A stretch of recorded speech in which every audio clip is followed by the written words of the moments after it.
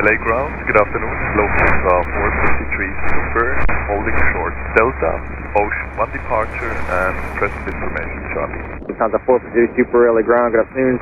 Runway 24 left, taxi Echo.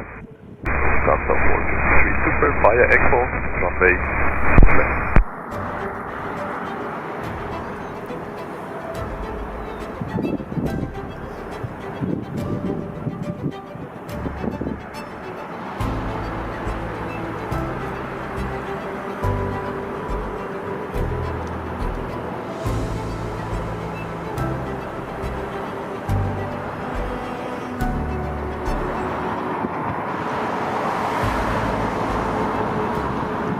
Lufthansa 453 Super, 125015 RNAV Delray, runway 24 left, cleared for takeoff.